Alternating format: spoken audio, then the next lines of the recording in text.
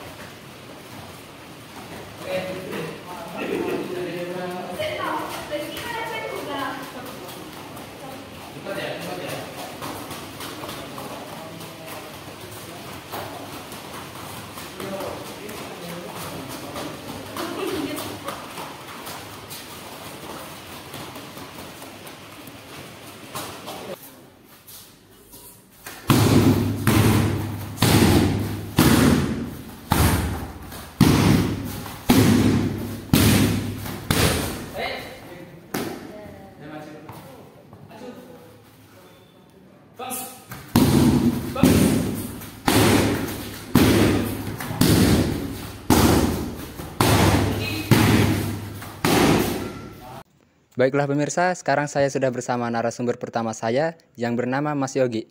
Ada beberapa pertanyaan yang akan saya tanyakan pada Mas Yogi terkait UKM Pencaksilat STKIP PGRI Ponorogo.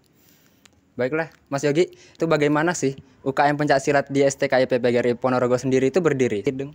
Nah, UKM Pencaksilat STKIP PGRI Ponorogo sendiri untuk berdirinya itu diawali dari Personasma yang ada di Kediri. Itu salah satu atlet kita pencaksilat dari STKIP PGRI Ponorogo, yaitu menyabet medali emas dari ajang pencaksilat tingkat PGRI tingkat nasional. Nah, itu ajang mula dari atasan, dia mulai mengembangkan dari UKM apa sih yang patut dari STKIP PGRI Ponorogo yang udah menyerahkan medali emas. Nah, mereka dari atasan mulai UKM pencaksilat, dia mulai atur. Nah, inilah sudah mulai dari UKM pencaksilat, makanya UKM pencaksilat itu berdiri di STKIP PGRI Ponorogo.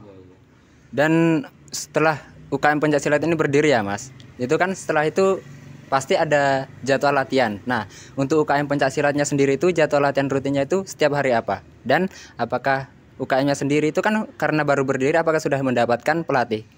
Nah, dari UKM Pencaksilat sendiri untuk jadwal rutin atau latihannya sendiri itu hari Senin ya. Hari Senin jam 3 itu adalah jadwal rutinan dari UKM Pencaksilat. Bukan dari UKM Pencaksilat saja, tadi seluruh UKM yang ada di STKIP PGRI Ponorogo itu mayoritas hari Senin itu serempak mereka latihan. Nah, itu dari UKM kita sentakkan tuh hari Senin. Terus untuk jadwal untuk pelatihnya kita dari menentukan. Ini pelatihnya kita otodidak sendiri, terus kita menunggu dari pelatihnya. Insya Allah kalau jadwal kita pelatihnya kita menyesuaikan, karena pelatihnya sendiri juga masih beneran hadir atau juga sedang kuliah atau sama ngisi di yang ada di sekolah-sekolah lain. Nah, gini Mas, ini kan karena lingkup kita itu kan IPSI ya, lingkupnya itu IPSI, Ikatan Pencaksilat Indonesia. Pastikan dari beberapa mahasiswanya sendiri memiliki background yang berbeda. Nah, untuk persyaratannya sendiri, persyaratan masuk UKM itu apakah ada persyaratan tertentu harus mengikuti perguruan ini? Apakah yang netral itu boleh ikut dari awal atau bagaimana Mas?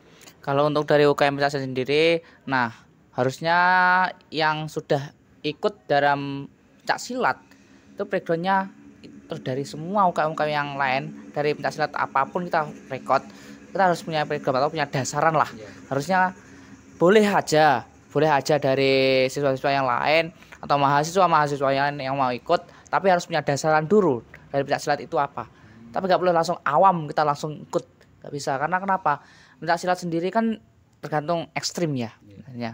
Ya, takutnya nanti ada kendala apa-apa kita kan nggak tahu. Karena UKM pencaksilat sendiri kan fisiknya kita harus bentukkan. Ya kita tendang aja gitu aja. Iya. Nah, apakah ada batasan harus mengikuti background apa gitu, ataukah ini terbuka untuk umum? Nah, dari UKM pencaksilat sendiri itu terbuka tuh dari mahasiswa STKIP. Ruang lingkupnya dari mahasiswa STKIP PGRI Ponorogo itu tidak meliputi dari background dari organisasi apa, yang penting mereka mau ikut niat, mau ikut dari pencak silat, terus sudah punya landasan dia bela diri apa, dia bisa ikut di pencak silat. Oke. Mungkin sekian cukup itu saja sih Mas yang dapat saya tanyakan. Oke, terima kasih Mas Yogi atas partisipasinya untuk saya sebagai reporter untuk mewawancarai sampean. Nah, itulah pemirsa mungkin pendapat dari Mas Yogi terkait UKM Pencaksilat STKIP PGRI Ponorogo. Dan setelah ini kita lanjut pada narasumber kedua, bagaimana pendapatnya terkait UKM Pencaksilat STKIP PGRI Ponorogo.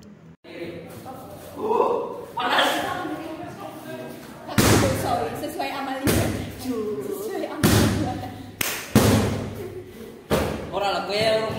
Baiklah pemirsa, sekarang saya sudah bersama narasumber kedua, yang mana narasumber kedua saya ini bukan termasuk anggota UKM Pencaksilat STKIP PGRI Ponorogo.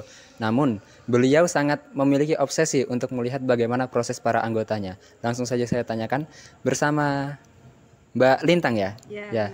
Nah, Mbak Lintang gini, kan karena sampean terobsesi ya, apa sih alasan sampean karena untuk melihat bagaimana latihan para anggotanya? Jadi mengapa saya sangat terobsesi?